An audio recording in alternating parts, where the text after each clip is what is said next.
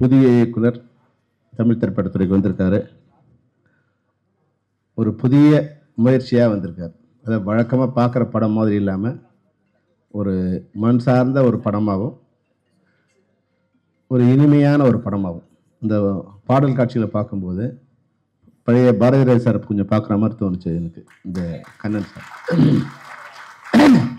இப்போ ஏன்னா திரைப்படம் வேறு மாதிரியான ஒரு ஃபேண்டசியான உலகத்தை நோக்கி போயிட்டு இருக்கும்போது நம் மண் சார்ந்த மண்ணும் சார்ந்த வேர் சார்ந்த திரைப்படங்களை கண்டென்ட்டாக கொண்டு வரதில் இப்போ ரொம்ப கம்மியாக இருக்க காலகட்டத்தில் மையல்ங்கிற திரைப்படம் அது ஏழுமலை வந்து மிக அழகாக கொண்டு வந்திருக்கார். உண்மையாக வந்து இந்த கடிதத்தை கொடுக்கும்போது இது இன்விடேஷன் மாதிரி இதை கொடுக்கும்போது இது எவ்வளோ ஒர்க் பண்ணியிருக்காங்க, தமிழில் இருக்கிற எத்தனை காவியங்களை படிச்சிருக்காங்க, குறைஞ்சபட்சம் இது எழுதுறதுக்காவது படிச்சிருக்காங்க இல்லையா. மையல் வந்து எங்கெங்கெல்லாம் வந்திருக்குன்னு படிச்சிருக்கும் போது ஒரு சாதாரண அழைப்புதற்கே அவர் வந்து இவ்வளோ சிரமம் எடுத்திருக்காருன்னா இந்த திரைப்படத்தை நிச்சயமாக மிக சிரமப்பட்டு மிக அழகாக எடுத்திருப்பாருன்னு தான் நான் நினைக்கிறேன். ஏன்னா ரெண்டு வகையான திரைப்படங்கள் உண்டு. ஒன்று பணத்தால் மிக பிரம்மாண்டமாக எடுக்கலாம், இன்னொன்று அறிவால் மிக பிரம்மாண்டமாக எடுக்கலாம். இந்த திரைப்படம் அறிவால் மிக பிரம்மாண்டமாக எடுத்த திரைப்படமாக நான் பணம் ஒன்றும் பெரிய வேலை செய்யாது. திரைப்படங்களில் அந்த பணத்தை எப்படி வந்து படமாக மாற்றுறதுங்கிற அறிவு எந்த இயக்குனருக்கு இருக்கோ அந்த இயக்குனர் அந்த திரைப்படத்தை மிக பிரம்மாண்டமான திரைப்படமாக கொண்டு வருவார். இது முதல் பாராட்டணும்னா இதனுடைய இசையமைப்பாளர் புது அறிமுகம் இருக்கிற சௌந்தர்யோட மகன் வந்து அமருக்கு வந்து என்னுடைய வாழ்க்கை தெரிவிக்கிறேன். பாடல் காட்சியில் அதாவது வந்து ரவிக்குமார் பேச சொல்லிட்டு இருந்தார், காதுக்கு எவ்வளோ இனிமையாக இருக்குது பாருங்கள், லைவ் சவுண்டு கேட்டே ரொம்ப நாள் ஆயிடுச்சு, இப்போ தான் ஒரு லைவ் சவுண்டோட ஒரு பாட்டாக போட்டிருக்காங்க அப்படின்னு சொல்லிட்டு இருந்தாங்க. அப்போது ஒரு தாளாட்டுற மாதிரியான ஒரு இனிமையான ஒரு பாடலாக இருந்தது. ஆனால் ரீ ரெக்கார்டிங்கில் இளையராஜா சர்வர் மிரட்டிருக்கீங்க நீங்கள். அதை ரீ ரெக்கார்டிங் நீங்கள் பண்ணீங்களா? ட்ரெய்லரோட ரீ ரெக்கார்டிங் பிரம்மாண்டமாக இருந்தது. உண்மையிலே ஒரு பயமுறுத்துகிற மாதிரி இருந்தது இந்த ரீ ரெக்கார்டிங். அது ஃபண்டாஸ்டிக்காக இருந்தது. ஸோ நிச்சயமாக அமருக்கு வந்து சௌந்தரனை தாண்டுவார். அமர் அப்பாவை தாண்டிய மகனாக மிகப்பெரிய இசையமைப்பு வெற்றி வருவார். அது மாதிரி அடுத்ததை சொன்னால் ஹீரோயின் வந்து ரொம்ப அழகாக இயல்பாக நம்ம வீட்டு பொண்ணு மாதிரி ஒரு அழகாக பார்த்த உடனே ஈர்க்கிற மாதிரியான ஒரு அழகு இருக்குது. நிச்சயமாக இந்த உங்களுக்கு வந்து நிச்சயம் ஒரு பெரிய எதிர்காலம் இருக்குது. நீங்கள் இப்போ இருக்கிற மாதிரியே எங்களோட ரொம்ப அன்பாகவும் பணிவாகவும் இருக்கணும். நீங்கள் பெரிய ஹீரோ நான் ஒன்று பாம்பேலேருந்து மேக்கப் மேனை கொண்டு வந்துடாதீங்க, அங்கேருந்து காஸ்டியூம் கொண்டு வந்துடாதீங்க. ஏன்னா வழக்கமாக என்ன ஆகுதுன்னா இவங்களை வந்து எங்கேயோ வந்து தமிழ்நாட்டிலையோ கேரளாவிலையோ கர்நாடகாவிலையோ ஆந்திராவிலையோ நாங்கள் தேடி கொண்டு வந்து உங்களுக்கு மேக்கப் போட்டு காஸ்டியூம் போட்டு படம் கொடுத்து நீங்கள் படம் வெற்றி அடைஞ்ச உடனே அடுத்த முறை என்ன பண்ணீங்கன்னா பாம்பேலேருந்து கூப்பிட்டு வந்துடுறீங்க. உங்களை வளர்த்து விட்ட ஏனியை வந்து எல்லாருமே பெரும்பாலும் ஒரு நடிகை என்ன பண்ணுறாங்கன்னா பாம்பேலேருந்து வந்தால் இங்கிலீஷ் பேசுனா உங்களுக்கு வந்து உங்களோட ஸ்டேட்டஸ் உயர்ற மாதிரி நினச்சிக்கிறாங்க. அப்போ எங்களை மறந்துடுறாங்க. அது மாதிரி இல்லாமல் உங்களை வந்து சாதாரணமாக இருக்கிற ஒரு பெண்ணை இல்லை ஒரு ஆணை கொண்டு வந்து இந்த திரைத்துறையில் மிக பிரம்மாண்டமான உலகமே பார்த்து வியக்கிற மாதிரி இல்லை வந்து சந்தோஷப்படுற மாதிரி இல்லை ரசிக்கிற மாதிரி நேசிக்கிற மாதிரி மாற்றக்கூடிய திறமைப்படுத்த டெக்னீஷியன்களாக உங்களுக்கு ஒர்க் பண்ணியிருக்காங்க. அவர்களை எப்போதும் நீங்கள் வந்து நினைவில் கொள்ள வேண்டும் என்பது தான் உங்கள் ஹீரோயினுக்கு வந்து நான் கொடுக்குற வேண்டுகோள். உங்கள் சிரிப்பு உண்மையான அழகாக இருக்குது, நீங்கள் அதே போல் அழகாக இருக்குன்னு மனசாலும் அழகாக இருக்கணும். நீங்கள் அடுத்து வந்து நம்மளுடைய ஹீரோ வந்து காந்தாரா படம் ஹீரோ மாதிரி இருக்கார். காந்தாரா ரிஷப் ரெட்டி மாதிரி இருக்கார். இந்த படம் கூட அது மாதிரி தான் இருக்குது. ஆக்ஷனில் எமோஷனில் ரொம்ப பிரம்மாண்டமாக பண்ணியிருக்காரு. அது மிகச்சிறந்த வெற்றி அடையக்கூடிய வாய்ப்பு இருக்குது. படத்தில் வந்து பார்க்கும்போது ஒரு ஃப்ரேம் பார்க்கும்போதே முதல் ஃப்ரேம் பார்க்கும்போதே எந்த ஃப்ரேம் வந்து ஆடியன்ஸை உள்ளே இழுக்குதோ அந்த திரைப்படம் வெற்றி பெறும். அது மாதிரி வந்து ஓப்பனிங்கில் அந்த சாங்கோட ஃபஸ்ட்டு அந்த கனெக்டர்கள் வந்து வெளியே கொண்டு வர முயற்சியில் அழகாக வந்து கேமராமேன் வந்து பியூட்டிஃபுல்லாக பண்ணியிருக்காரு. வந்து கனெக்டர்லேருந்து ஒரு ஸ்டெப்பாக மேலே வர மாதிரி ஏழுமலையும் டிஓபியும் நீங்கள் ஒரு ஸ்டெப்பாக மேலே வருவீங்க. இண்டஸ்ட்ரியில் உங்களுக்கான எதிர்காலம் மிகச்சிறப்பாக இருக்குது. ஏன்னா இங்கே திரைப்படத்துறையில் சிறந்த டெக்னீஷியன் தான் சிறந்த திரைப்படம் உருவாக்க முடியும். எல்லாம் அதனால் நான் வந்து பிறக்கும்போதே சிறந்த டெக்னீஷியனாக வர முடியாது. சிறந்த டெக்னீஷியனுக்கு திரைப்படத்துறையில் வாய்ப்பு கொடுக்கணும். ஆனால் ரோட்டில் போகிறவங்கெல்லாம் கொண்டு வந்து நீங்கள் வந்து டெக்னீஷியன் கொண்டு வந்துட்டீங்கன்னா சினிமா வந்து மறுபடியும் ரோடுக்கு போயிடும். அதுதான் வந்து இந்த இடத்துல தேனப்பன் இருக்கார் மேடையில், பழைய தமிழ் திரைப்பட தயாரிப்பவரோட செக்ரட்டரியாக இருந்திருக்காரு. அவருக்கு புரியும்னு நான் நினைக்கிறேன். அவங்க எவ்வளோ 97 எவ்வளோ கஷ்டப்பட்டோம். அன்னைக்கு 200 டைரக்டர் இருந்தே எவ்வளோ கஷ்டப்பட்டு எது மாதிரி உருவாக்குறதுக்கு 2 வருஷம் ஆச்சு. ஒருத்தரையும் ஒரு டெக்னீஷியன் உருவாக்குறதுக்கு 2 வருஷம் ஆச்சு. அன்னைக்கு கூட வந்து 200 டெக்னீஷியன் இருந்தாங்க, டைரக்டர்ஸ் இருந்தாங்க. பாரதி ராஜாலேருந்து, பாலச்சந்தர்லேருந்து, மணிரத்னம்லேருந்து, சங்கர்லேருந்து, செல்வமணிலேருந்து, உதயகுமார்லேருந்து, கே.எஸ். ரவிக்குமார்லேருந்து மிக பிரம்மாண்டமான டைரக்டர் கூட இருந்தே அதை ரெடி பண்ணுறதுக்கு 1 வருஷம் ஆச்சு. ஏதோ கோவத்தில் வந்து அதான் கெடுக்கிறது ரொம்ப ஈஸி, உருவாக்குறது தான் கஷ்டம், சிறப்பு செய்யறது தான் கஷ்டம். ஒரு குடம் பாலில் ஒரு துளி விஷம் இருந்தால் அது கெட்டு போயிடும். அது மாதிரி கெட்ட எண்ணம் உள்ளவங்க நிர்வாகத்துக்கு வந்துட்டாங்கன்னா அது நிச்சயமாக வந்து அந்த நிர்வாகமே ஸ்தம்பிச்சு போயிடுற மாதிரி தான் இருக்கும். அதனால வந்து தேனப்பை இருக்கும்போது கூட நாங்கள் வந்து 100 சண்டை போட்டிருக்கோம். ஒரு முறை போகும்போது தேனப்பை இருந்தாருன்னா சண்டை தான் வரும். ஆனால் சண்டைங்கிறது வந்து தங்களுடைய சங்கத்தை சரியாக வச்சுக்கணுங்கிற எண்ணம் தான் ஒரு 2 பேருக்குமே இருக்கும். அது செல்வமணிக்கா இருக்கட்டும், இல்லை தேனப்பனா இருக்கட்டும். தேனப்பனை சரி பண்ணணும்னா எப்படியாவது நாங்கள் ரவிக்குமார் அன்னைக்கு கூட்டு போயிடுவோம். எப்படியாவது ரவி நீ கொஞ்சம் வாப்பா, நீ வந்தினா தேனப்ப கொஞ்சம் சுமாராக பேசுவான், இதனால் நீ வா அப்படின்னு கூப்பிடுவோம். அப்போ ஒரு யாரு எப்படி போனால் எப்படி இருக்குங்கிற நட்பு இருக்கு இல்லையா, அந்த நட்பின் அடிப்படையில் நாங்கள் வந்து வேலை செய்யும் போது இண்டஸ்ட்ரியும் நல்லா இருந்தது, சங்கங்களும் நல்லா இருந்தது. அந்த புரிதல் இல்லாமல் யாரு கூட சண்டை போடுறோம், என்ன சண்டைனே தெரியாமல் இருக்கும்போது, இப்போ நீங்கள் நிர்வாகிகளாக இருக்க, தயாரிப்பாளர் இருக்க நீங்களாம் அது சொல்லறேன்னா இப்போ என்ன நடக்கும்னா நாங்கள் வேணுமா வேணாமாங்கிற கேள்வி வந்துடும். அதுதான் அடுத்த கேள்வின்னா, இது வரைக்கும் அமைதி என்பது வந்து ஒரு கட்டம் வரைக்கும் தான். அமைதி என்பது ஒரு கட்டம் வரைக்கும் தான். அடுத்த கட்டம் அடுத்த ஸ்டேஜுக்கு போகக்கூடாது, பழைய நிலையில வந்துடக்கூடாது அப்படிங்கிறதால வந்து எல்லாரையும் உங்களுக்கு தெரியும், தொழிலாளர்களை கட்டுப்படுத்தி ஒரு அணிகளை வைக்கிறது எவ்வளவு சிரமங்கிறது ஒரு தெரியும். அவங்கள வந்து தூண்டி விடுறது ரொம்ப ஈஸி. நாளைக்கு நீங்க இன்னைக்கு சேர்த்தீங்கன்னா ஒரு 5000 பேருக்கு நாளைக்கு பதில் சொல்லணும். அன்னைக்கு தேனப்பன் இருந்தாருன்னு நினைக்கிறேன், 3000 பேருக்கு வந்து ஒரு வருஷம் கஷ்டப்பட்டு அவங்களுக்கு நம்ம வந்து ரோட்ல நிக்க வச்சு 1 வருஷமா சிரமப்பட்டு ஒரு சங்கமா ஏறி அவங்கள ஒரு சங்கத்துல இருந்து இணைச்சி விட்டோம். அந்த இது மறுபடியும் நடக்கும்னு வந்து இருக்கும்னு நினைக்க கூடாது. அதனால வந்து இந்த பிளவுன்னு ஒன்று வந்துடுச்சுன்னா, முன்னாடி ஏற்பட்ட பிளவு என்பது வேறு, இப்போது இருக்கிற பிளவு என்பது வேறு. ஏன்னா இன்னைக்கு வந்து டெக்னீஷியன்ஸ் வந்து டெக்னிக்கல் வளர ஆட்குறைப்பு உண்டு. அது வந்து ஆட்குறைப்புன்னு சொல்ல முடியாது. முன்னாடி 10 பேர் செஞ்ச வேலையை இன்னைக்கு ஒரே ஒருத்தர் செய்ய முடியும். முன்னாடி வந்து ஷூட் பண்ணி நெகட்டிவ் ப்ராசஸ் பண்ணி அதை பிரிண்ட் போட்டு எடிட் பண்ணாதான் டைரக்டர் வந்து அதை காட்சியை பார்க்க முடியும். ஆனால் இன்னைக்கு ஷூட்டிங் ஸ்பாட்ல டைரக்டர் எடிட் பண்ணும்போதே அது என்ன சீனுங்கிறது அங்கேயே உட்காந்து எடிட் பண்ணுறோம். ஃபைட் மாஸ்டர் எடுக்கிறார், ஃபைட் எடுக்கும்போது அங்கேயே உட்காந்து எடிட் பண்ணி அங்கேயே இந்த ஷாட் இருக்கா, வேணுமா வேணாமா அப்படிங்கிறத டிசைட் பண்ணக்கூடிய அளவுக்கு வந்து குறைஞ்சபட்சம் 1 வாரம் ஒர்க் பண்ண வேண்டிய வேலை ஒரே நிமிடத்தில் முடிஞ்சிடுது. அப்போ அதுக்கேற்ற மாதிரி டெக்னீஷியன்ஸ் குறையிற வாய்ப்பு வரும். அப்போ 25000 பேர் வேலை செய்யற இடத்துல இன்னைக்கு 10000 பேர் தான் வேலை செய்யக்கூடிய நிலைமை இருக்கும்போது, இன்னொரு 5000 பேர் 10000 பேர் ஏதோ ஒரு சண்டையில கொண்டு வந்து நீங்க வெளில விட்டுட்டீங்கன்னா, இந்த பிரிவு என்பது மிகப்பெரிய வடுவை ஏற்படுத்தக்கூடிய அபாயம் இருக்குங்கிறத தயவு செய்து மேடையில் இருக்க தேனப்பனுக்கு சொல்றேன். அது போல வந்து நம்ம நண்பர் தனஞ்சயன் இருக்காரு, அவங்களாம் வந்து எல்லா சங்கத்திலையும் தொடர்பு உள்ளவங்க. ஒரு சங்கத்தில் வந்து பொருளாளர் இருந்தால் கூட எல்லா சங்கமும் தொடர்பு இருக்கு. இதனுடைய சீரியஸ்னஸ் ஏற்கனவே நான் எங்களுடைய மேதின விழாவில் பேசும்போது நடிகர் சங்கத்துக்கு ஒரு வேண்டுகோள் வச்சிருந்தேன். அதாவது வந்து ஒரு குடும்பத்தில் வந்து பிரச்சனைகள் வரும்போது, அண்ணன் தம்பிக்குள்ள மாமன் மச்சவங்களுக்கு பிரச்சனை வரும்போது, அந்த குடும்பத்தில் அடுத்தவங்க யார் இருக்காங்களோ, பெரியவங்க யார் இருக்காங்களோ அவங்க சமாதானம் பண்ணி வைக்க வருது அவங்களோட கடமை. அது நம்ம ஒரு சாவு நடந்தால் கூட பங்காளிகள் இல்லாமல் சம்மந்தி சாப்பாடுன்னு ஒன்று போடுவோம். ஏன்னா சம்மந்திங்கிறவங்க அடுத்த ரத்தம். அவங்க வந்து அந்த சாவில் பாதிக்கப்பட்டவங்க வந்து கவலையில் இருக்கும்போது, அடுத்தவங்க சாப்பிடாம அன்றைக்கி வந்து 2 நாள் 3 நாள் இருக்கும்போது சம்மந்தி சாப்பாடுங்கிறது அந்த குடும்பத்தில் சாவில் இருக்கும்போது தான் வந்து அந்த நிற்கணுங்கிற ஒரு உறவுத்தன்மை ஏற்படுத்துறது தான் அந்த சம்மந்தி சாப்பாடு. அது மாதிரி இன்றைக்கி வந்து ப்ரொடியூசர் கவுன்சிலில், இல்லை பெப்சியில், இல்லை நடிகர் சங்கத்தில், இல்லை எக்ஸிபிட்டார், டிஸ்ட்ரிபியூட்டர்ஸ், இது மாதிரி பல்வேறு அமைப்புகள் இருக்குது. பல்வேறு அமைப்புகளில் பல்வேறு முரண்பாடுகள் ஏற்படுவது சகஜம். அந்த முரண்பாடுகளை வந்து சரி செய்யணும்னு நினச்சின்னா, ஒரு குடும்பத்தில் கணவனும் மனைவிக்கும் தகராறு வருதுன்னு நினச்சிங்கன்னா, அதை சரி செஞ்சாதான் வந்து நல்லா இருக்குமே தவிர, நான் இன்னொரு பொண்டாட்டியை கழிக்கிட்டேன்னா வந்து 100 பொண்டாட்டி கட்டினாலும் உங்கள் பிரச்சனை முடியாது. ஏன்னா நமக்கு 100 பிரச்சனை வருது. ஒரு பிரச்சனைக்கு ஒரு பொண்டாட்டியை டைவர்ஸ் பண்ணிட்டே போனோமா நம்ம வாழ்க்கை முழுவதும் பொண்டாட்டி கட்டுறதே வேலையாக போயிடும். அது மாதிரி சங்கங்கள் கூட ஒரு சங்கத்துக்கும் இங்கே பிரச்சனை வரும்போது இன்னொரு சங்கத்தை ஏற்படுத்தணும்னு நினச்சிங்கன்னா 100 சங்கங்கள் இருக்கும். அமைப்பு சாரா தொழிலாளர் கூட ஒர்க் பண்ணுறது எவ்வளோ கஷ்டம்னு உங்களுக்கு தெரியாது. என் வீட்லேயே ஒரு சின்ன ஒரு வேலை, ஒரு கேட் ஒன்று போட்டோம். கேட்டு போட்டு அதனோட வீல் வந்து ஒர்க் பண்ணல. கேட்டு போட்டவங்ககிட்ட 3 மாசமா நடந்துகிட்டு இருக்கும்.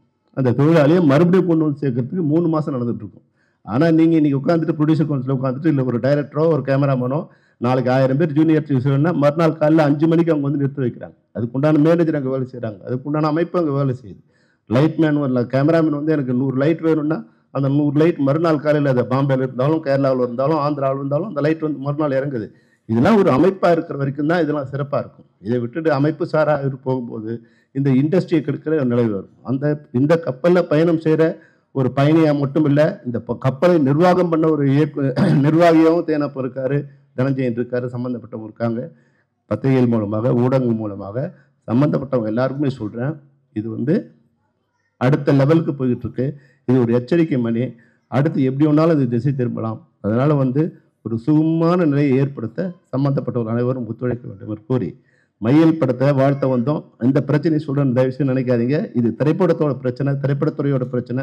இந்த திரைப்படத்தில் உங்கள் திரைப்படமும் இருக்குது. நீங்களும் நாளைக்கு இண்டஸ்ட்ரியில், ஏன்னா இந்த தயாரிப்பாளர் நிச்சயமாக இன்னும் ஒரு 10-15 படங்களை பண்ணக்கூடிய அளவுக்கு இந்த திரைப்படம் இருக்குது. ஏன்னா இதனுடைய வெற்றி வந்து தயாரிப்பாளரோட வேலையே என்னென்னா, மிகச்சிறந்த டெக்னீஷியன்களை ஆர்கனைஸ் பண்ணி கொண்டு வந்து ஒரு மேடையில் உட்கார வச்சுட்டாங்கன்னா அந்த பிரச்சனை முடிஞ்சிடும். அந்த திரைப்படத்தை அந்த டெக்னீஷியனுக்கு மிகச்சிறந்த திரைப்படமாக கொண்டு வந்து சேர்த்துருவாங்க. அந்த மாதிரி இந்த தயாரிப்பாளர் எங்கெங்கேயோ தேடி இன்னைக்கு ஏழுமலை வரும்போது, நான் புழல் விசாரணை வரும்போது மேடை ஏறும்போது அசிஸ்டன்ட் கூட யாரும் கைத்தட்டல.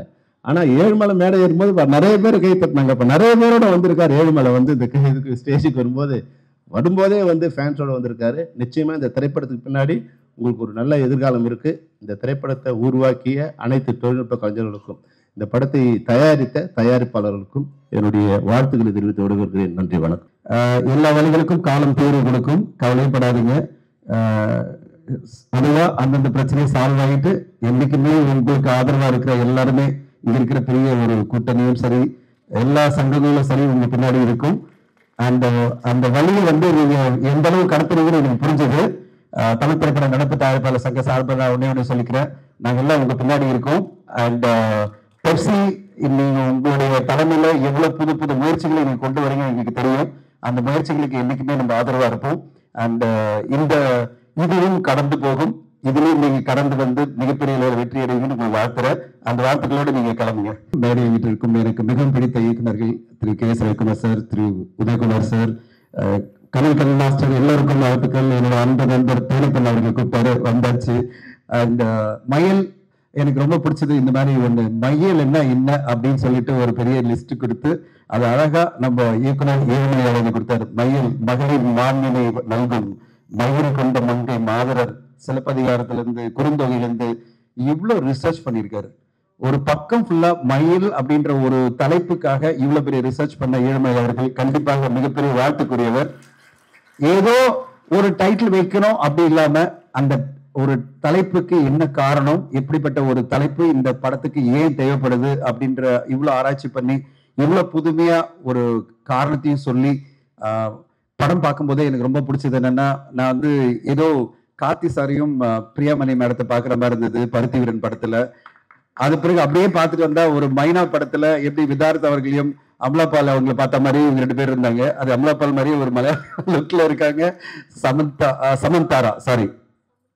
சமந்தி தாரா கொஞ்சம் ஈஸியா இருக்கும், பட் பரவாயில்ல. சமந்தி தாரா அவர்களுக்கும் அண்ட் சேது அவர்களுக்கும் என்னோட வாழ்த்துக்கள். 2 பேருமே அப்படியே ஒரு யதார்த்தமான அந்த லுக்ல ரொம்ப அழகா அந்த 2 பெஞ்ச் மார்க் சொல்லிட்டேன். ஓகே, ஒரு கார்த்தி சார் அண்ட் பிரியாமணி மாதிரி அண்ட் ஒரு விதார்த் அண்ட் அமலாபால் மாதிரி ரொம்ப அழகா உங்க லுக், உங்க பேர் நல்லா இருந்தது. அண்ட் இந்த படத்துக்கு ஒரு புது மியூசிக் டைரக்டர், புதுமுகங்கள். நான் சேதுக்கிட்ட கேட்டேன் என்ன படம் நடிச்சிருக்கீங்கன்னா, அவர் மைனா படத்துல நான் தான் சார் போலீஸா வந்தேன் அப்படின்னாரு. இப்போ இந்த படத்துல ஒரு ஹீரோவா அவர் வந்திருக்கிறது வாழ்த்துக்கள். சமதித்தாரா பக்கத்துல உட்காருக்கும் போதே தேனப்பன் சார் சொன்னாரு, சார் இந்த ஹீரோயின் ஒரு பெரிய ரவுண்ட் வருவாங்க சார் உங்க வார்த்தையை சொல்லிட்டேன், ஒரு ரவுண்ட் வருவாங்களா? ஸோ சமதித்தாரா நீங்க பெரிய ரவுண்ட் வருவீங்கன்னு சொல்லிட்டாரு. ஸோ அவ்வளோ அழகா இருக்கீங்க. அண்ட் பாடல்கள்லயே உங்களுடைய அந்த எல்லாமே உங்களுடைய பர்ஃபெக்ட் லுக்கு, தமிழ் பேசுற விதமும் சரி எல்லாமே ரொம்ப அற்புதமா இருக்கு. சேதவர்கள் நான் பார்த்தேன் படத்துல நேரில் ரொம்ப எங்க இருக்காரு, படத்துல இன்னும் சீரியஸா காமிச்சிருக்காங்க. ஏழுமலை சார் ரொம்ப சீரியஸா இருந்தாரு, நேரில் பார்த்தீங்கன்னா சார் ரொம்ப கம்மியா இருக்கு ஏஜ் அப்படின்னு சொன்னேன். ஸோ அவ்வளோ அழகா அந்த படத்துல அந்த கதாபாத்திரமாவே மாறி இருக்காரு சேதவர்கள்.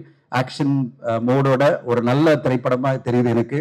இந்த திரைப்படத்தை இப்ப நம்மளுக்கு இவ்வளோ இதுவா ஒரு ஃபாரில் இருந்துகிட்டு வேணுகோபால் அவர்களும் அனுபமா மேடம் அவர்களும் இவ்வளோ பேஷனோட இந்த படத்தை தயாரிச்ச தயாரிப்பாளர்களுக்கு நம்ம வாழ்த்து சொல்லணும். எல்லாரும் ஒரு ரவுண்ட் ஆஃப் அப்ளாஸ் கொடுங்க. அண்ட் இன்னைக்கு தமிழ் திரைப்படத்திற்கு தேவை வந்து புது புது தயாரிப்பாளர்கள், புது புது படங்கள், நல்ல நல்ல கதைகள் வரணும். புது தயாரிப்பாளர் தான் ஒரு என்ன சொல்றது, கான்ஃபிடென்ட்டா ரிஸ்க் எடுப்பாங்க. எங்களை மாதிரி ஒரு 15-20 வருஷம் ஆச்சுன்னா என்ன ஆகும், பயம் வந்துடும். ஐயோ இந்த படம் ஓடல, அந்த படம் ஓடல, இப்படி அனலைஸ் பண்ணி நம்ம வந்து ரொம்ப அனலைஸ் பண்ணி பயப்படுவோம் படம் எடுக்கிறதுக்கு.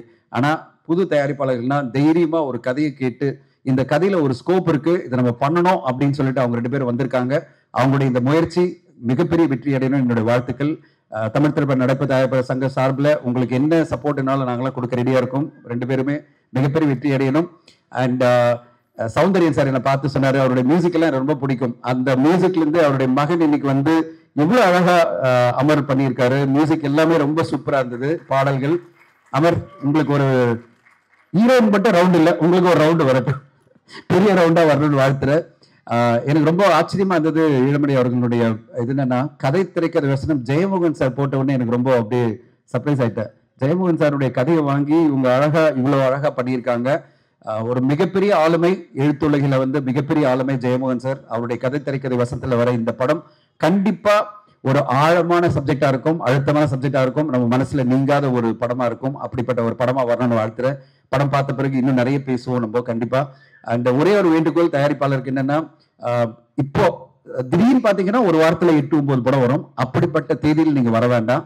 இப்ப பாத்தீங்கன்னா இந்த வாரம் நம்ம பார்த்துட்டு இருக்கோம் டூரிஸ்ட் ஃபேமிலி அப்படின்ற படம் ஒரு மாபெரும் வெற்றி அடைஞ்சிருக்கு.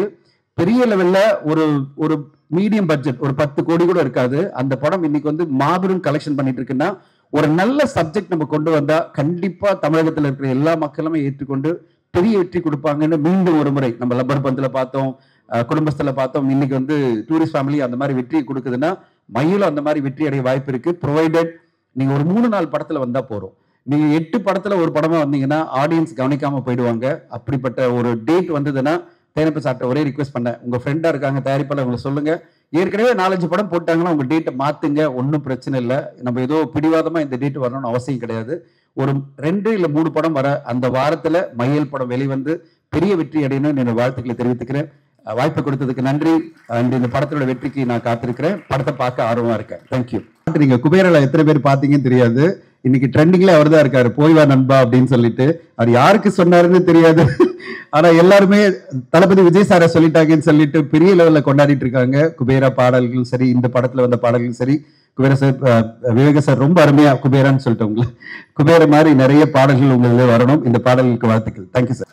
செல்வமணி சார் வேற ஒரு மீட்டிங்க்கு போனோம் அப்படின்னாங்க. பட் இவங்க எதுக்கு கூப்பிட்டாங்கன்னு நினைக்கிறேன்னா, எப்படி 12 மணிக்கெல்லாம் பெல் அடிச்சிருவாங்க, போங்க வெளியே போங்க அப்படின்ட்டு. அதுக்கு முன்னாடி கொஞ்சம் ஜாஸ்தியாக பேசணும் அப்படின்னு அவங்க விருப்பப்பட்டிருக்காங்க. கரெக்டாக நிறைய விஷயங்கள் இருக்குது அப்படின்ட்டு. இனிமே ஆங்கர்லேருந்து, ப்ரொடியூசர்லேருந்து, கடைக்கோடி டெக்னீஷியன் வரைக்கும் இந்த படத்தில் ஈடுபட்டிருக்கும் அனைவருக்கும் என்னுடைய வாழ்த்துக்கள். Producers, she came to my house and I was surprised. ஒரு யூஎஸ்லேருந்து வந்த ஒரு லேடி வந்து இங்கே தமிழ் படம் ப்ரொடியூசர் பண்ணுறாங்க அப்படின்னும்போது நான் பார்த்து ரொம்ப சர்ப்ரைஸ் ஆனேன். அதுக்கப்புறமா அவங்க சொன்னாங்க எப்படி அவங்க இதுக்குள்ளே வந்தாங்கன்ட்டு. த்ரூ ஹீரோ அவங்க வந்து வேறு பிஸ்னஸ் ஏதோ யூஎஸில் ஏதோ பண்ணுறாங்க, அது மூலிமா வந்தாங்கன்னு சொன்னாங்க. எனவே நம்ம சினிமா உலகத்துக்கு நிறைய தயாரிப்பாளர்கள் தேவை. இந்த மாதிரி நிறைய பேர் வரணும். நம்ம குடும்பத்தை சார்ந்த இயக்குனர் குடும்பத்தை சார்ந்த ஏழுமலைக்கு என்னுடைய வாழ்த்துக்கள். என் வீட்டுக்கு வந்திருந்தார். படம் ட்ரெய்லர்லேயும் பாட்லேயும் வந்து அந்த செல்வமணி சார் சொல்ல மாதிரி அந்த பழைய கிராமத்து வாசனை தெரிஞ்சது, மண் வாசனை அது தெரிஞ்சது. கூடவே மைனாவனுடைய ஒரு போர்ஷனும் தெரிஞ்சது. அது மைனாவில் வந்து ஆக்சுவலாக இந்த படத்தினுடைய ஹீரோ சேது வந்து ஒரு இன்ஸ்பெக்டர் ரோல் பண்ணியிருப்பார். அந்த படம் பார்க்கும்போது அவர் மேலே நமக்கு கோபம் வரும் பயங்கரமாக. ஆனால் அந்த எண்டில் வந்து அப்படி ஒரு பாசிட்டிவ் நோட் அவர் மேலே பயங்கர மரியாதை வரும். அப்படி ஒரு கேரக்டர் பண்ணியிருப்பார் மைனாவில்.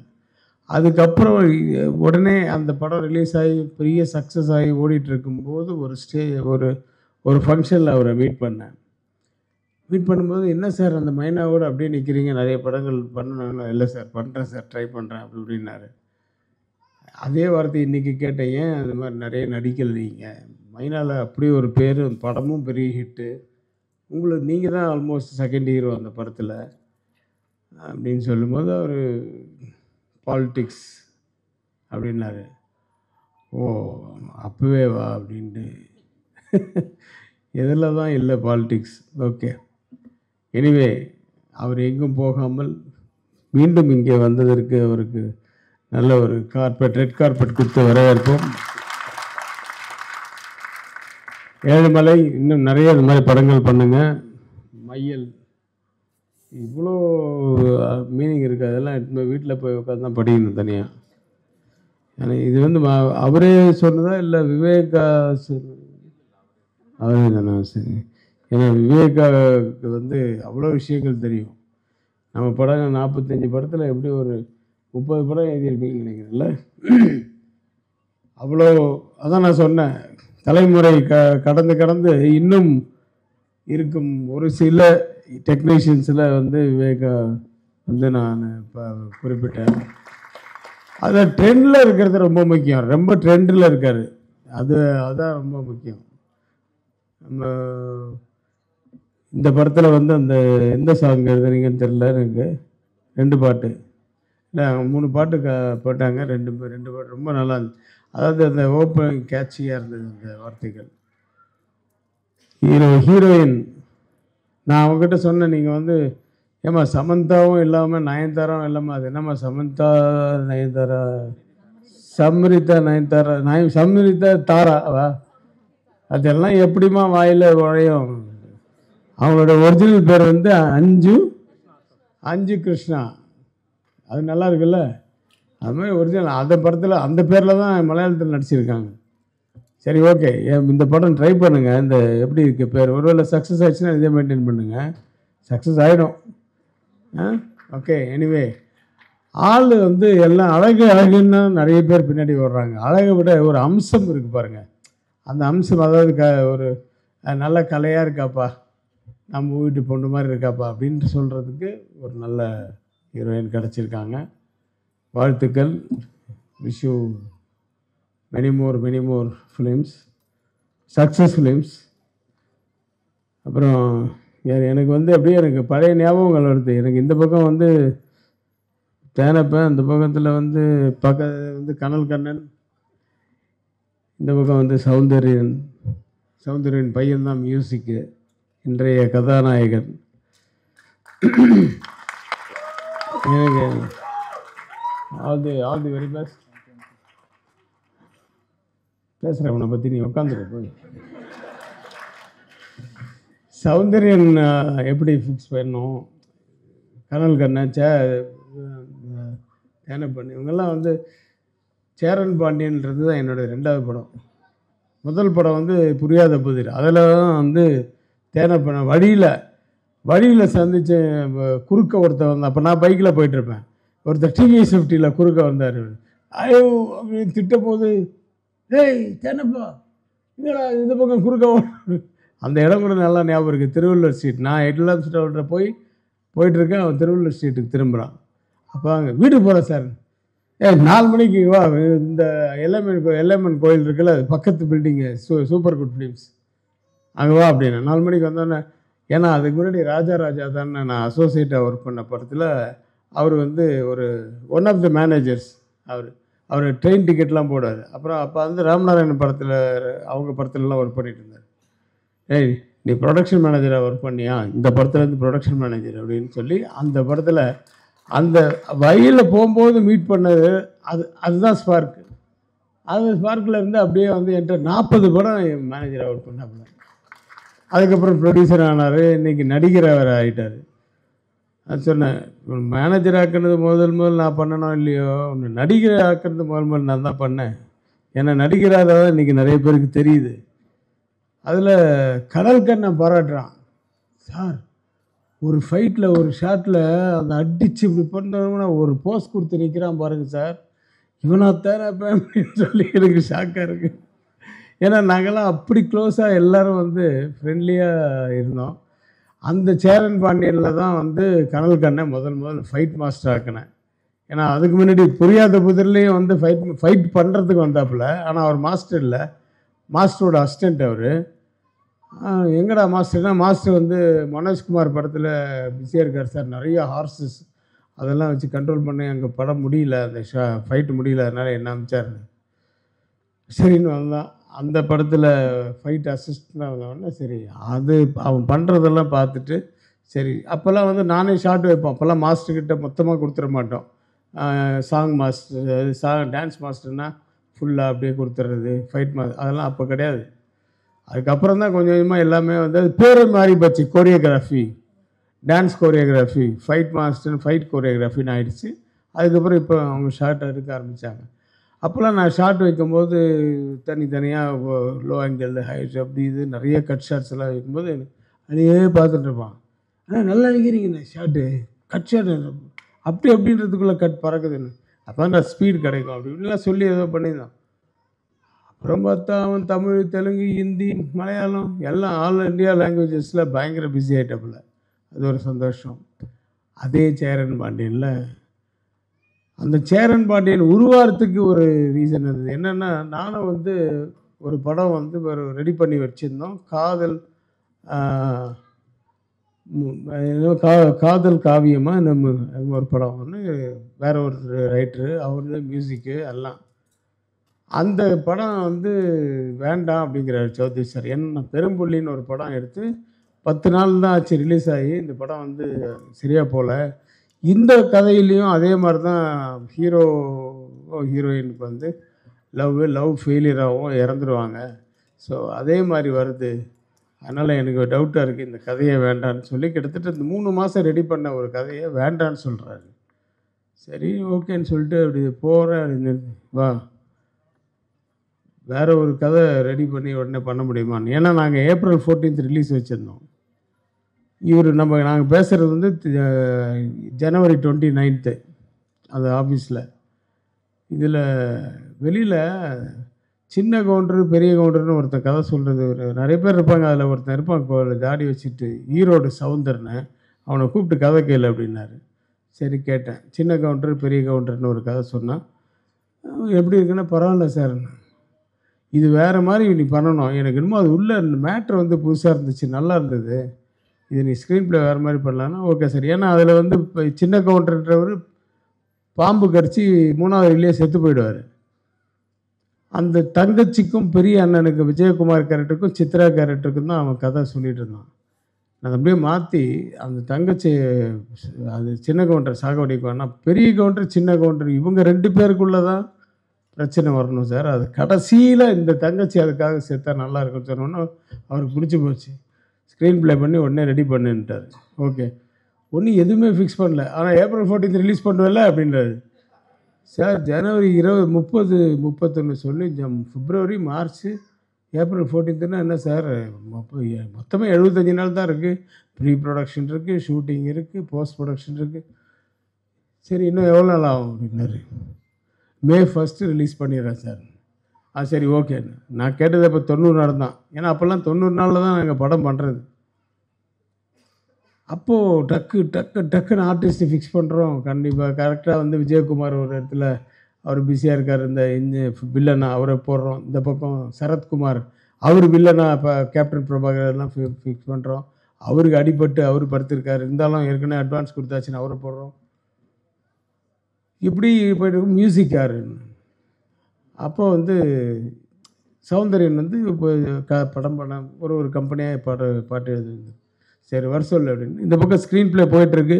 இந்த சீன் இது பண்ணலாம், அது பண்ணலாம், அது எழுதிக்கிட்டே இருந்த ரமேஷ் கண்ணா அவங்கெல்லாம் எப்போ வருவாங்க, விவேக்கெல்லாம் அப்போ வந்து ஸ்க்ரீன் ப்ளே பண்ணுறதுக்கு தான் வருவார்.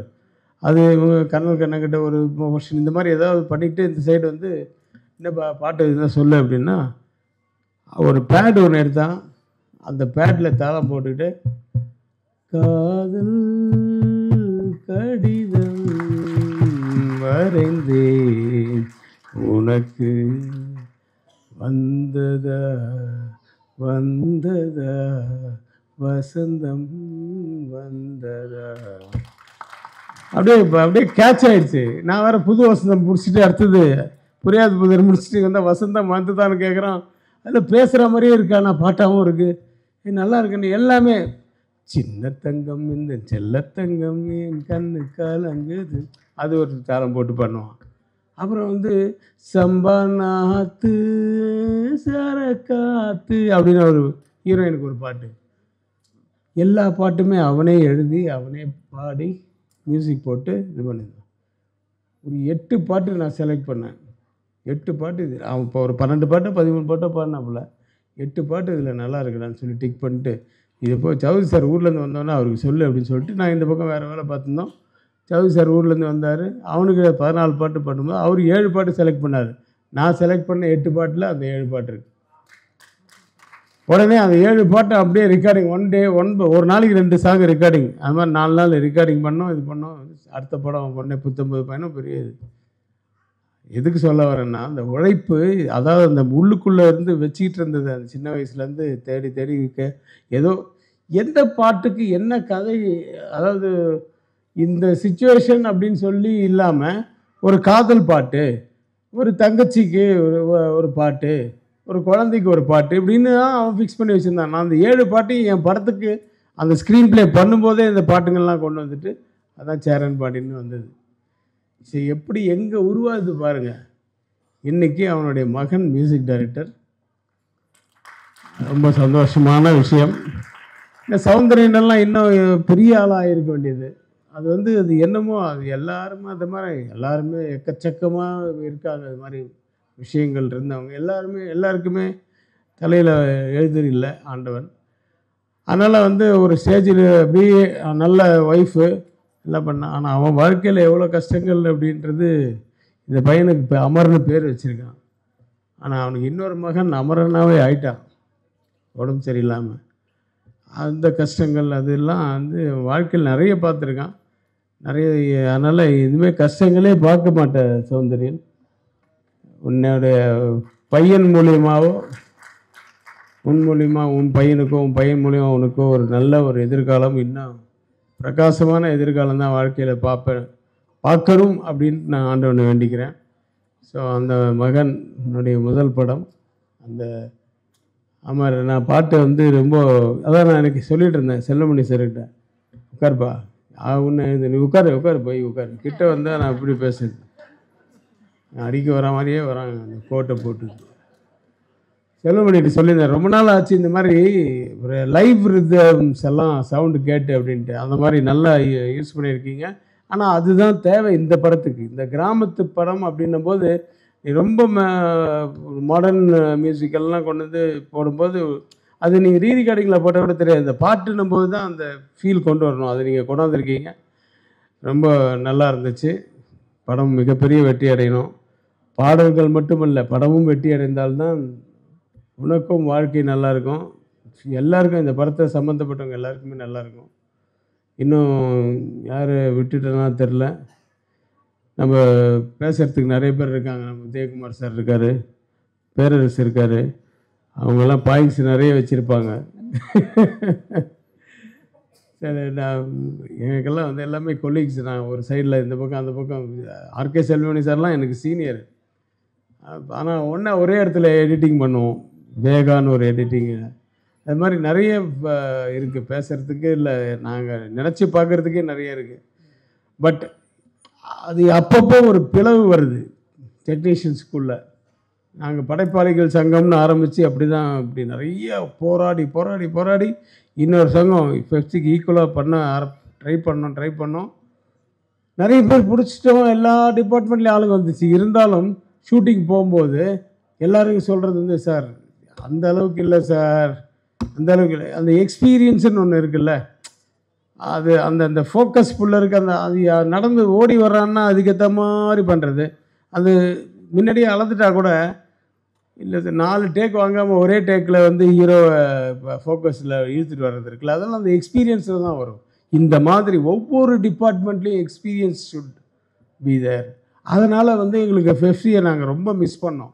பெப்சியில் தான் இருக்காங்க அவங்கெல்லாம். இவங்கெல்லாம் நல்லா ஒர்க் பண்ணுறவங்க தான், நல்ல ஆர்வம் இருக்குது. ஆனால் வந்து எக்ஸ்பீரியன்ஸ் இல்லாததுனால நிறைய இடத்துல நாங்கள் கஷ்டப்பட்டோம். அது அப்புறம் ஓரளவுக்கு பெப்சியும் இதுவும் வந்து சேர்ந்துச்சு. அந்த சேர்ந்த உடனே இவங்களையும் அவங்களையும் எல்லாம் ஒன்றா சேர்த்து விட்டோம். இப்போ எல்லாருமே நல்லா எக்ஸ்பீரியன்ஸ் ஆகிட்டாங்க. மறுபடியும் அப்படி ஒரு பிளவுன்னு நான் கேள்விப்படுறேன். அது வேண்டாமே அப்படின்ட்டு தான் என்னுடைய கருத்து. மற்றபடி நிறைய பேர் நிறைய கருத்து சொல்லுவாங்க. எல்லாத்தையும் கேட்டுங்க. பாவம் நீங்கள் வரட்டுங்களா? எனக்கு போட்டி வேற எங்கேயுமே இல்லை, என் கூடவே இருக்கு என்னுடைய செயலாளர். கரெக்ட் தானே? நான் ரொம்ப நேரம் எடுத்துக்க மாட்டேன். ஏன்னா வந்த உடனேயே ரவிக்குமார் சொல்லிட்டாரு, உதயகுமார்னு கொஞ்சம் என்ன கரெக்டாக பேசுவார், ஆனால் கொஞ்சம் ஜவ்வு இழுப்பாக இழுத்துருவார் அப்படின்னு. அவர் ரொம்ப சுருக்கமாக பேசி உட்கார்ந்துருக்கார். அவருக்கு என்னுடைய வாழ்த்து. வந்த உடனேயே எனக்கு இந்த ஷாட்டு எனக்கு ஞாபகம் வந்துடுச்சு. இந்த ஷாட்டு முத்துமணி மாலையில் நான் இப்படி ஒரு ஷாட் எடுத்திருப்பேன். முத்துமணி மாலை படத்தில் ஐயா காப்பி அடிச்சா நீ, ஆனால் ஒவ்வொரு ஷாட்டும் அழகாக பண்ணியிருந்தேன். உண்மையிலுமே வாழ்த்து. உனக்கும் கேமராமேனுக்கு ஒரு நல்ல புரிதல் இருக்கு. நீ படத்தில் எல்லாத்தையும் விட கேமராமேனை காதலிச்சிருக்க. எப்படி? கரெக்டா? எல்லாரும் வந்த உடனே அவர் ஹீரோயினை ரொம்ப உசுப்பேத்தி விட்டாங்க. நான் பேசலான்றது எல்லாத்தையும் செல்லுமணி பேசிட்டு போயிட்டாப்புல. மீதி ஏதாச்சும் பேசலான்னு பார்த்தா ரவிக்குமார் ஆரம்பிச்சிட்டாப்புல. எங்கப்பா விட்டு வைக்கிறீங்க? ஒரு ஹீரோயின் கிடைச்சா கடைசியாக தான் நம்ம வாழ்த்த வேண்டியிருக்கு. உனக்கு கொஞ்சம் விட்டு வைக்கணுமா? ஒரு மிக அற்புதமான ஒரு வேலை அது. நமது தமிழ்நாடு திரைப்பட இயக்குனர் சங்கத்தின் தலைவராக நான் வந்து என்னுடைய உறுப்பினர் சிஷியன் நம்ம பிரபு சாலமனோட சிஷியன். அப்படியா? ஆமாம், பிரபு சாலமன் ஒரு மிகச்சிறந்த இயக்குனர், எங்களுடைய சங்கத்தின் பெருமை. அதை தொடர்ந்து அந்த பெருமையை நீங்கள் சங்கத்திற்கு சேர்க்க வந்திருக்கிறீர்கள். வருக வருக என வரவேற்கிறோம். மையலுக்கு அதான் அகனானொரு புகனானொரு நற்று இணை குறுந்தெனு குறுந்தொகை என்ன எல்லாத்துலேயும் இருந்து எடுத்துட்டேன். மையல் இல்லைன்னா மனிதமே இல்லை. ஒரு ஆண் ஒரு பெண் மீது மையல் கொள்ளவில்லை என்றால், ஒரு பெண் ஆண் மீது மையல் கொள்ளவில்லை என்றால் இனப்பெருக்கமே இருக்காது. கைத்தட்டலாம். உண்மைக்கு இவன் பயங்கரமான ஆளு. என்ன டைட்டில் வச்சிருக்கான் பாருங்க, மையல். இதுக்கு நிறைய மீனிங் எடுத்துட்டு போகலாம். ஒவ்வொரு, அதாவது புறநானூரில் ஒரு மாதிரி சொல்லுவாங்க, அகநானூரில் மையலுக்கு ஒரு வேறு விதமான ஒரு இது, திருவள்ளுவர் வேற சொல்லுவார். இது மாதிரி நம்ம கவிஞர் எங்கே தம்பி விவேகா வேற மாதிரி சொல்லுவார். விவேகா மையலுக்கு என்ன சொல்லியிருக்காருன்றது தான் பாட்டில் இருக்குது. ஆக மையல் இல்லாமல் மனிதம் இல்லை. ஸோ இந்த மையல் மிகப்பெரிய வெற்றியை மனிதத்திற்கு தரவிருக்கிறது என்பது மட்டும் தெரிகிறது. இதில் என்னன்னா ஒரு அற்புதம், அதாவது இந்த திரைப்படத்தின் மீது ஒரு மையல் கொண்டு ஒரு தயாரிப்பாளர் நம்ம பனியன் கம்பெனிக்காரர் பாருங்க, எங்கள் ஊருக்காரரு திருப்பூர்லேருந்து பனியன் கம்பெனிக்காரரு, அமெரிக்காவிலிருந்து இம்போர்ட் பண்ணுறவங்க நினைக்கிறேன்.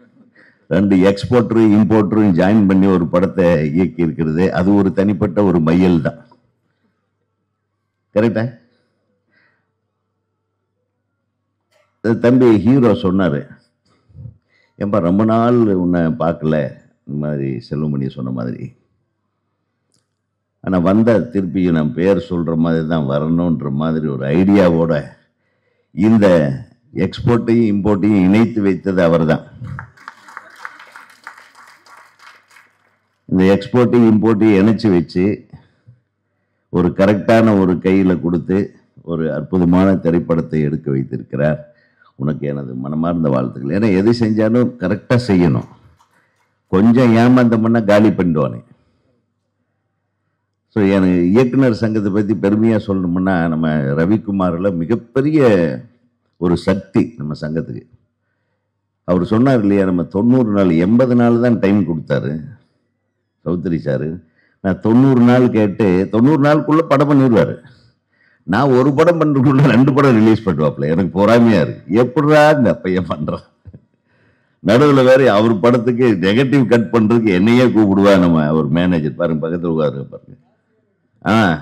இவரு எங்கப்பா உங்க டைரக்டர் வந்து நெகட்டிவ் சார், அவர் பிஸியா இருக்காரு. ஏடா நான் சும்மாவா இருக்கேன்? சேரன் பாண்டியனுக்கு நெகட்டிவ் கட் பண்ணது நான் தான். ஸோ இந்த மாதிரி நாங்கள் உறவுகளோட உறவாக பிணிந்து யார் மீது பொறாமை இல்லாமல் போட்டி இல்லாமல் ஒரு அற்புதமாக அது இன்னும் தொடர்ந்து கொண்டிருக்கிறது. அதனால தான் தமிழ்நாடு திரைப்பட இயக்குனர் சங்கத்தை எவனாலையும் அசைக்க முடியாத ஒரு சூழ்நிலையில் நாங்கள் எல்லாரும் ஒன்று தான். எனக்கு முன்னாடி விக்ரமன் தலைவர் இருந்தார், அதுக்கு முன்னாடி நிறைய தலைவர்கள் இருந்தார். விக்ரமன் ஒரு மிகப்பெரிய ஒரு நல்ல தியாகி. அவர் நிறைய விஷயங்கள் நல்லா கொண்டு வந்தார். விக்ரமனோட அசிஸ்டண்ட்டு ரவிக்குமார் சார். நான் திரைப்பட கல்லூரியில் படிக்கும்போது எனக்கு ஜூனியர் செல்வமணி. ஸோ எங்கெங்கெல்லாம் பிணைப்புகள் இருக்கு பாருங்க. எனக்கு அசிஸ்டண்ட் என்னுடைய ஜூனியர் தரணி, அவருக்கு அசிஸ்டண்ட் இவர் பேரரசு. ஸோ இது ஒரு மிகப்பெரிய ஆலமரம் மாதிரி. இந்த பெப்சிக்கு இந்த ஆலமரம் எப்பவுமே துணையாக இருக்கும். இந்த ஆலமரம் ஸ்ட்ராங்காக இருக்கிற வரையிலும் பெப்சியை எவனாலே அசைக்க முடியாது.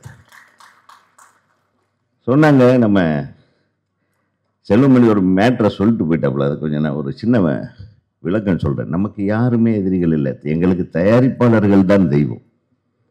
ஒரு தயாரிப்பாளர் இல்லை என்றால் நான் பெரிய டைரக்டர், நீ பெரிய டைரக்டர், நான் பெரிய கேமராமேன், நான் பெரிய ஹீரோன்னு எவனுமே சொல்லிக்க முடியாது. ஒரு தயாரிப்பாளர் ஒரு நாள் ரிஸ்க் எடுக்கலன்னா ஒரு ரஜினி உருவாயிருக்க முடியாது, ஒரு கமல் உருவாயிருக்க முடியாது. நம்ம சொந்த காசை போட்டு ரிஸ்க் எடுத்ததுனால அதான் சொல்றேன். ஆனா தயாரிப்பாளர்கள் தயாரிப்பாளர்களாக இருக்க வேண்டும். சும்மா வெண்ண வெட்டித்தனமா உட்கார்ந்துட்டு வம்பு பண்ணிட்டு இருக்கிற மாதிரி இருக்கக்கூடாது. இன்னைக்கு எத்தனை பேர் தயாரிக்கிறார்கள் படத்தை?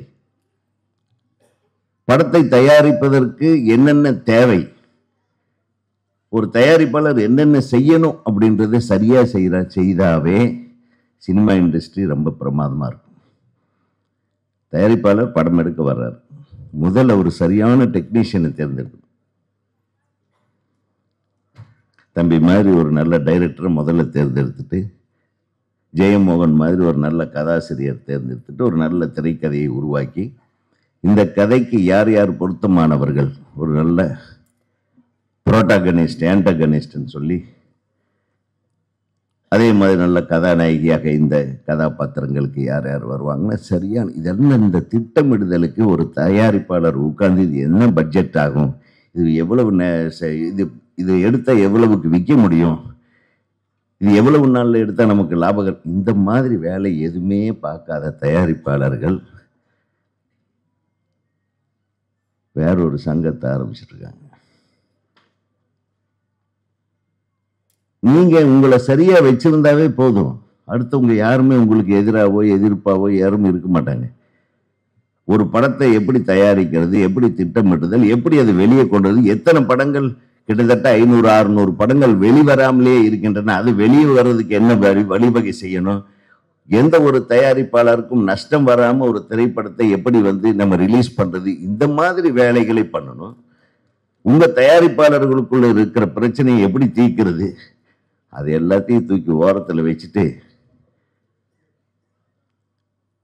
1 கோடி ரூபா ஒரு படத்துக்கு செலவானா அதில் 3 லட்சம் ரூபா தான் பெப்சி தொழிலாளர்களுக்கு சம்பளமாக போகுது. கான்ட்ராக்ட் இல்லாமல் வேலை செய்கிற பெப்சி தொழிலாளர்கள் வெறும் 3 லட்சம் ரூபா. அந்த 3 லட்சம் ரூபாய்க்கு சம்பளம் வாங்குறவங்க கூட போராடிக்கிட்டு நீ 30 லட்சம் ரூபாயை எங்கேயோ இழக்கிற, அதை சரி பண்ணாத விட்டுட்டு தேவையில்லாமல் இந்த போராட்டங்கள், இந்த மாதிரி பிரச்சனைகள் இதுதான் நடந்துட்டுருக்கு. இது உங்களுக்கு புரியும் நினைக்கிறேன். நான் என்ன சொல்லியிருக்கிறேன், தயாரிப்பாளர் திடம்பட தயாரிப்பு வேலையில் மட்டுமே ஈடுபட்டால் தொழிலாளர்கள் உங்களுக்கு எப்போதும் கூட இருப்பார்கள். இதுதான். ஸோ இது எல்லாமே ஒருங்கிணைந்து நடந்திருக்கிறது இந்த படத்தை பொறுத்தவரையிலும். பாடலாசிரியரை பற்றி தம்பி சொன்னார். சில பேர் பாடலை அழகுபடுத்துகிறாங்க, சில பேர் இன்னொரு வார்த்தை சொன்னீங்க, நல்லா இருந்தது. என்னது? உருக்குலைக்கிறாங்க. இப்போ வர்ற பாட்டு எல்லாமே பெரும்பாலும் பாட்டு நம்ம திரும்பி பாடவே முடியாத மாதிரி. எல்லாத்தையுமே உருக்குலைச்சிடறாங்க போல இருக்குல்ல. அது கருக்கலைப்பா. இப்போது வருகிற பாடல்கள் உருக்குலைப்பு மட்டும் இல்லை, கருக்கலைப்பு மாதிரி இருக்கிறது. பாடலாசிரியர் சொல்றாரு, இப்போ நம்ம சொன்னா தப்பா போயிடும், இவர் பழைய ஆளுன்றாங்க. என்னை விட சீனியருங்க பாருங்க, ரவிக்குமார், செல்வமணி எல்லாம் சீனியர்கள்லாம், பா நீ தான்ப்பா சீனியர் இல்லை. ரவிக்குமாருக்கு பாருங்க, ஒரு ரொம்ப ராசியான இயக்குனர். எனக்கு ரொம்ப பிடிக்கும் ரவிக்குமாரை. என்ன எப்பவுமே நான் எங்கே இருந்தாலும் சரி, ரவிக்குமார் இல்லை ஃபங்க்ஷனாக இருந்தாலும் ரவிக்குமார் எங்கேயாவது நமக்கு ஒரு ஒரு இன்விடேஷனாக நான் போயிடுவேன். நான் ரவிக்குமார் வீட்டோடவும் சரி, எந்த விஷயத்துக்கும் எனக்கு அழைப்பு வந்தால் போயிடுவேன். சில டைமில் தெரிஞ்சால் கூட போயிடுறது. அவருக்கே சந்தேகம் வந்து நான் கூப்பிட்டேன், நான் கூப்பிடலையான்னு. ஏன்னா அந்த அளவுக்கு எனக்கு ரவியை பிடிக்கும்.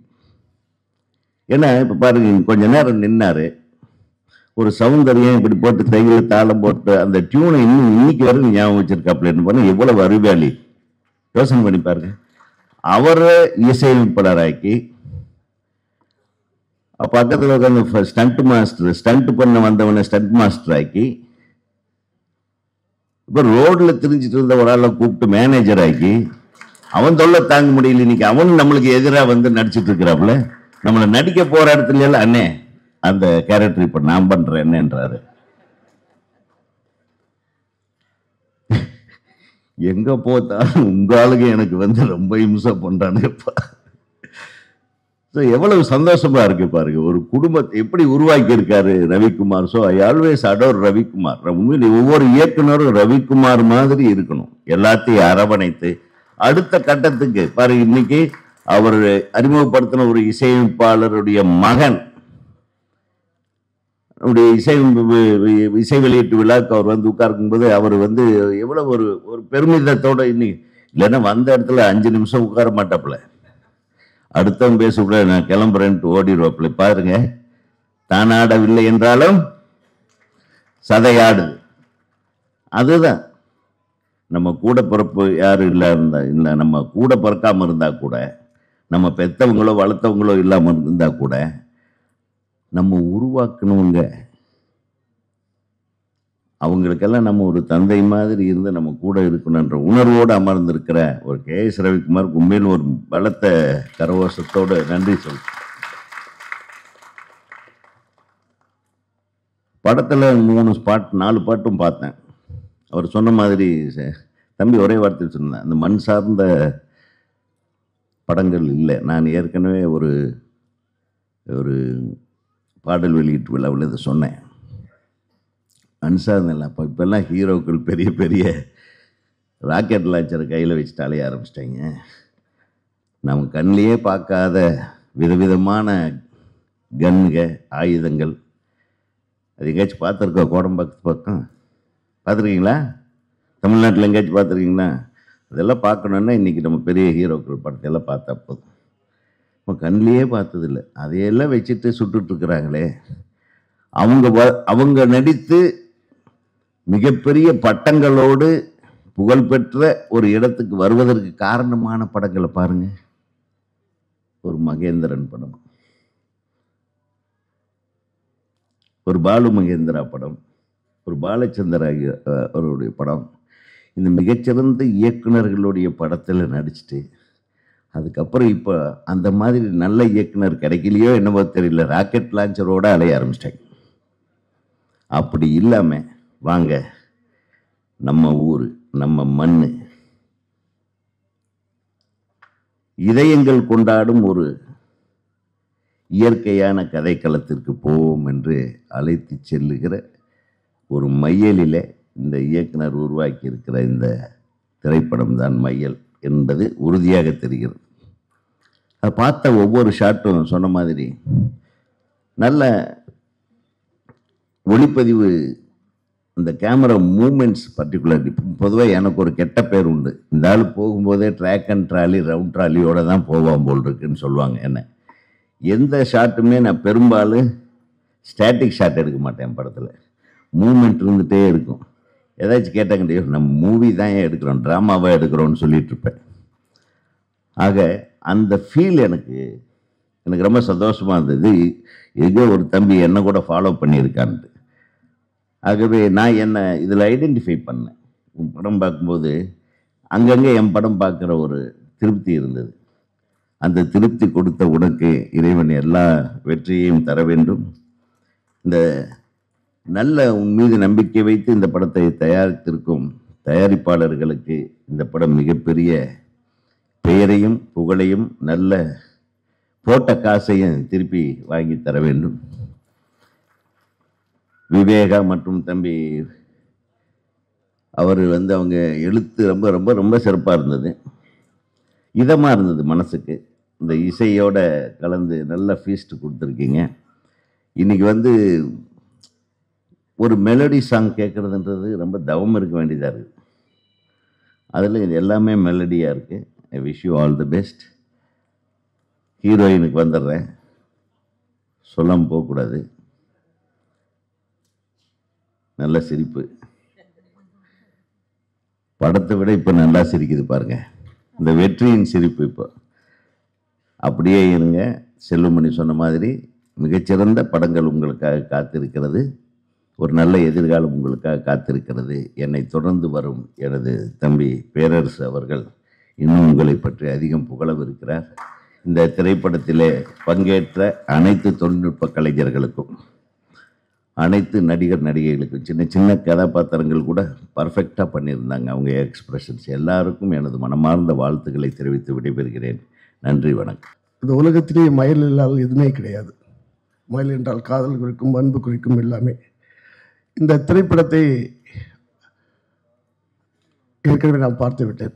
என் நண்பர் தேனப்பன் நானும் இன்னொரு நண்பர்களெல்லாம் சேர்ந்து பார்த்தோம். மிக அற்புதமான ஒரு படம்.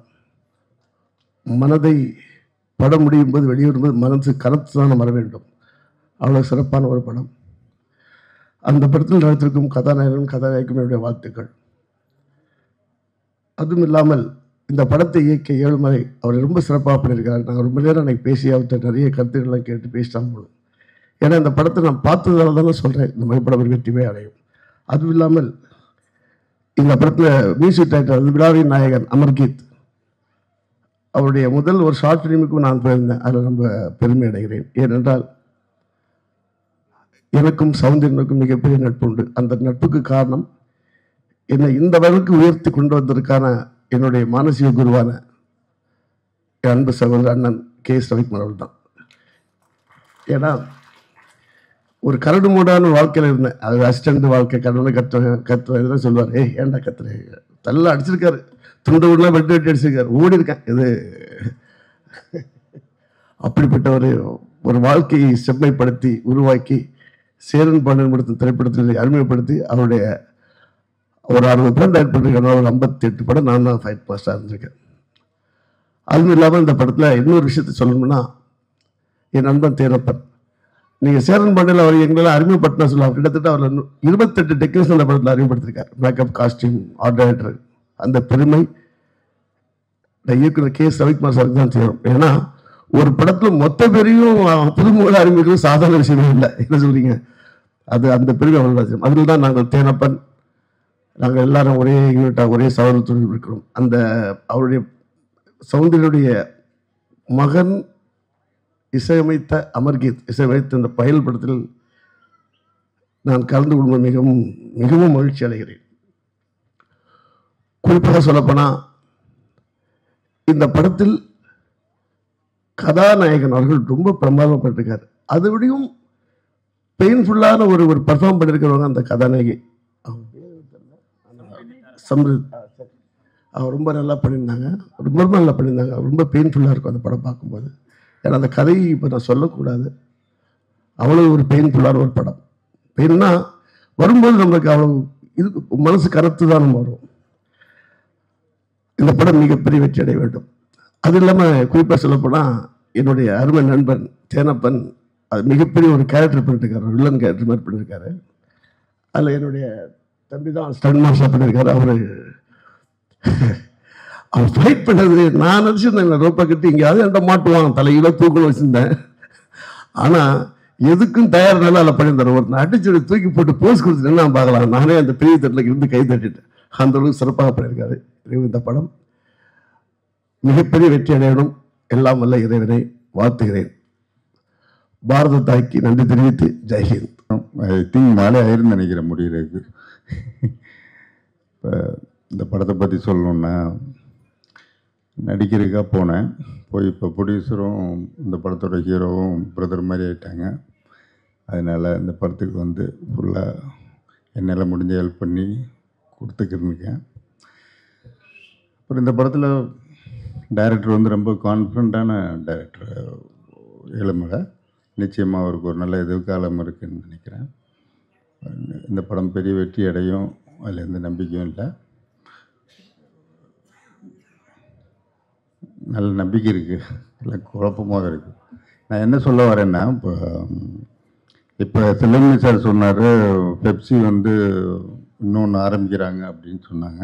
அது ஏதோ சீட்டு கம்பெனி ஆரம்பிக்கிற மாதிரி ஆரம்பிச்சுட்டு இருக்காங்க. டெஃபரெண்ட்டாக பெப்சியெல்லாம் உடைக்கலாம் முடியாது. நான் தொடையை தட்டி சொல்கிறேன், நான் பெப்சி மெம்பர் தான். இன்றைக்கி ப்ரொடியூசராக இருந்தாலும் நான் பெப்சி மெம்பர் தான், இல்லை நோ டவுட்டு.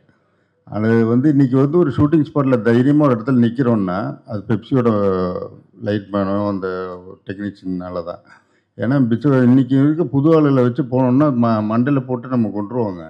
எதை நம்பி நம்ம போகிறதோ 5000 ரூபாய்க்கு யூனியன் கார்டு கொடுக்குறாங்களாம். என்ன தப்பாக இருக்குது இது? வந்து ரொம்ப கண்டிக்க வேண்டியது, நிச்சயமாக இல்லாட்டி பேசி தீர்க்க வேண்டியது என்று சொல்கிறேன். அதனால் இப்போ நேரத்தை கடந்து நான் சீக்கிரமாக பேசி நிறுத்திக்கிறேன்.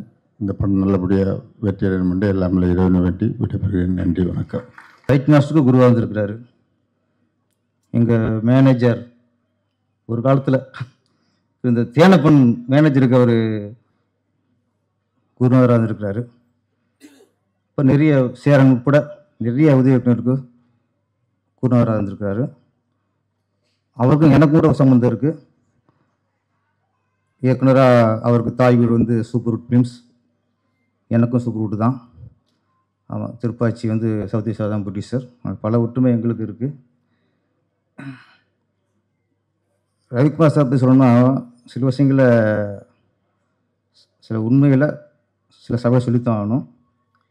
நம்ம இப்போ சொல்கிறோம், ஒரு காலத்தில் சினிமா இப்படி இருந்துச்சு தெரியுமா, 80s பொற்காலம் அப்படின்னு இது லாங் எதுவும் சொல்லி பேசிக்கிருக்கோம். அதே மாதிரி 10 வருஷம் கழிச்சு KS ரவிக்குமார் மாதிரி இயக்குனரை பற்றி பேசுகிற காலம் இன்றைக்கே பேசிக்கிருக்கோம் வரும். ஏன்னா அவங்க காலம் பொற்காலம். ஏன்னா KS ரவிக்குமார் அப்படிங்கிற ஒரு இயக்குனர் ஸ்பாட்லையும் சரி எல்லா விஷயத்துலையும் சரி வேறு இயக்குனராக மட்டும் இருந்ததில்லை. அவர் அந்த படத்தில் ப்ரொடியூசருக்கு இருக்க அக்கறை விட பல மடங்கு அவருக்கு அந்த படத்தில் அக்கறை இருக்கும். அவ்வளோ உழைப்பு கொடுத்தாரு. ப்ரொடியூசர் இயக்குனர்னா நிறைய பேர் சொல்லுவாங்க, KS Ravikumar sir, P. Vasu sir, எங்கள் குருநாதர் Ramanarayanan sir, S. Chandrasekhar, Udayakumar sir, இப்படி பல பேர் இருப்பாங்க. இவங்க மாதிரி இயக்குநர்கள் அதிகமாக இருந்தால் தான் இண்டஸ்ட்ரி நல்லா இருக்கும். முதல்ல ப்ரொடியூசர் நேசிக்கணும். நிறைய நல்லா சொன்னார் உதயகுமார் சார். ப்ரொடியூசர் இல்லாமல் யாரும் இல்லை. மியூசிக்டராக இருக்கட்டும், டைரக்டராக இருக்கட்டும், ஃபைட் மாஸ்டராக இருக்கட்டும், டான்ஸ் மாஸ்டராக இருக்கட்டும், எல்லா டெக்னீஷியன் இருக்கட்டும், எல்லாருக்கும் ஒரே முதலாளி ப்ரொடியூசர் தான். ஆனால் முதலாளியாக இருக்கணும். பணம் கொடுக்குறது மட்டும் இல்லை, எல்லா வகையிலும் ஒரு முதலாளியாக இருக்கணும். அது மாதிரி உங்கள் காலம்லாம் பொற்காலம் சார்.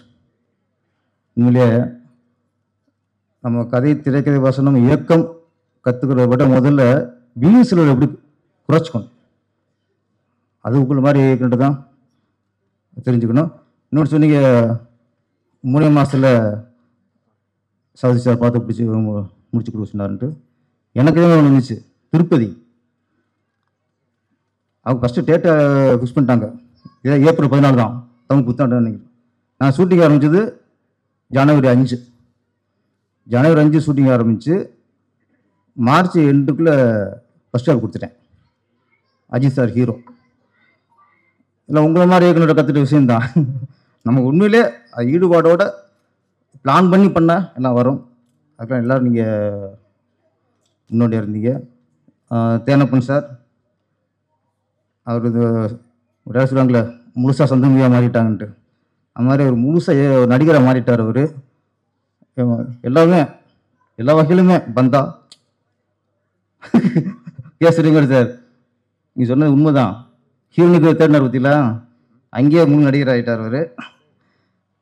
நான் நினச்சேன் முழு நடிகர் ஆகிட்டார், அந்த தயாரிப்பாளர் சிந்தனைலாம் போச்சு, முழுக்க முழுக்க நடிகராக தான் இருக்கான்னு நினச்சேன். ஆனால் கரெக்டாக இன்றைக்கி இண்டஸ்ட்ரிக்கு தகுந்த விஷயத்தை அன்றைக்கி சொல்லியிருக்காரு. நன்றி சார், தேங்க்யூ சார். உழைப்பாளருக்கு சப்போர்ட்டாக வந்திருக்கீங்க, ரொம்ப நன்றி. மையல் மையல்னா மோகம் தானே கரெக்டாக அர்த்தம் கவிஞரே? ஈர்ப்பு, ஈர்ப்பு, மோகம். ஆமாம், தமிழ்நாட்டிலேயே தமிழ் மக்களுக்கு எல்லாத்தையும் விட ஒரு மையல் அப்படின்னா சினிமா தான். சினிமா மேலே எல்லாருக்கும் அந்த மோகம், அந்த மையல் இருக்கு. அந்த மையல் இருந்தனால தான் ஒரு எம்ஜி ராமச்சந்திரன் புரட்சி தலைமை அவர்கள் முதலமைச்சர் ஆக முடிஞ்சது. சினிமாவில் மக்களுக்கு மையல் இருந்தால்தான் ஜெயலலிதா அவர்கள் முதலமைச்சராக ஆக முடிஞ்சது. அதே மாதிரி டாக்டர் கலைஞர், அறிஞர் அண்ணா எல்லாருமே சினிமா மீது மக்களுக்குள்ள மையலை பயன்படுத்தி கொண்டார்கள். சினிமாங்கிறது தவிர்க்க முடியாத ஒரு சக்தி.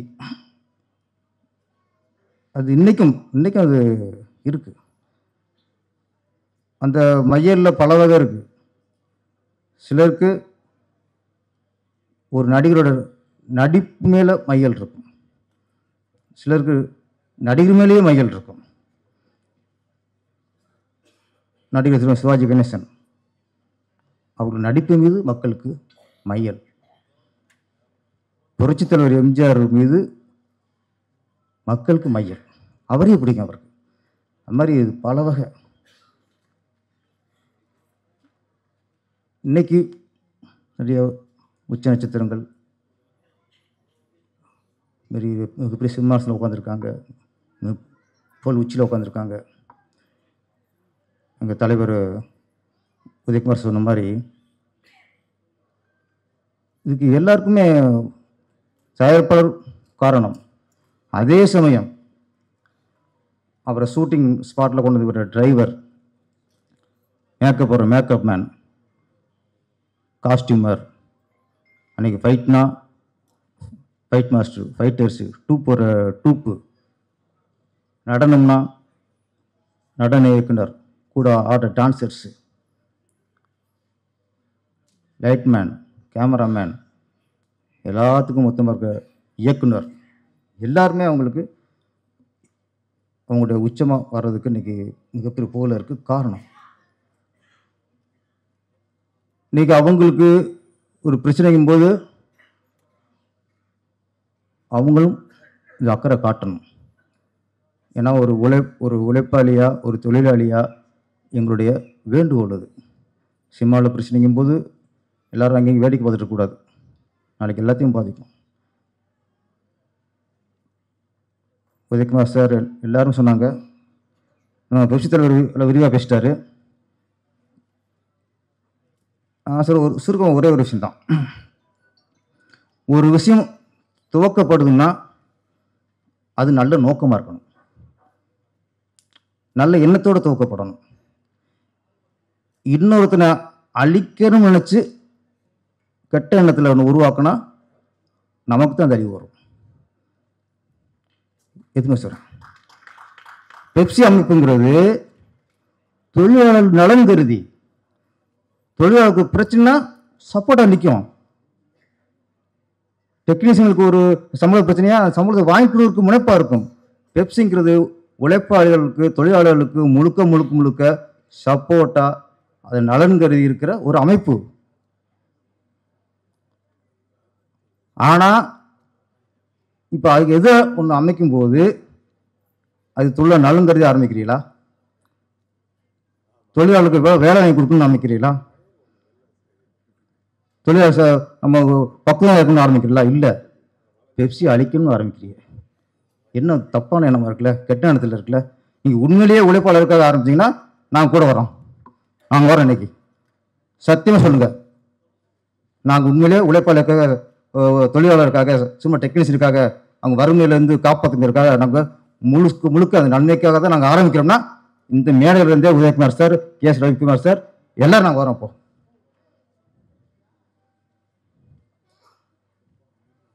ஒன்றே ஒன்று தான் சின்ன கொஸ்டின். இப்போது பெப்சி தொழிலாளர்கள் இருக்காங்க.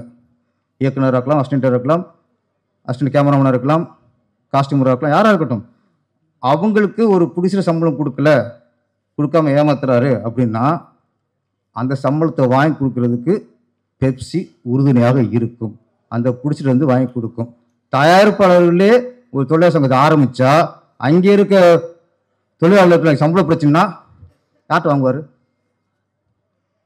உங்கள் சங்கம் உங்கள்கிட்ட போகிற கூட நீங்கள் எப்படி வாங்கி கொடுப்பீங்க?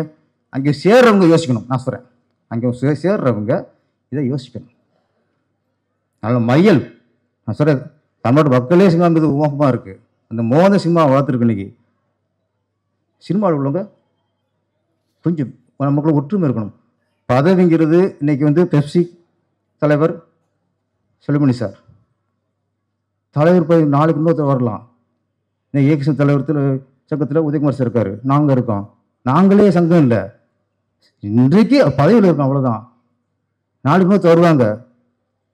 இது வந்து பதவியில் இருக்கிற அந்த போட்டி, அந்த ஈகோவில் சங்கத்தை அழிச்சிடக்கூடாது. அதுதான் எங்களோட வேண்டுகோள். மேல் படத்துக்கு வந்துடுவோம். கதாநாயகி இப்போ மைனா பார்த்தோம். மைனா பார்க்கும்போது அந்த இது தெரிஞ்சுது, கொஞ்சம் இந்த சில இதெல்லாம் சாயல் தெரிஞ்சுது. நான் சொன்ன அந்த மயில் சொன்னேன்ல, மைனாவில் வந்து கதாநாயகன் விதார்த்தா இருக்கலாம், ஆனால் உண்மையான கதாநாயகங்கிறது சேது தான். சேது சார், உங்களுக்கு அதில் சரியான ஜோடி அமையலை, ரொம்ப டார்ச்சர் அனுபவிச்சிட்டிய.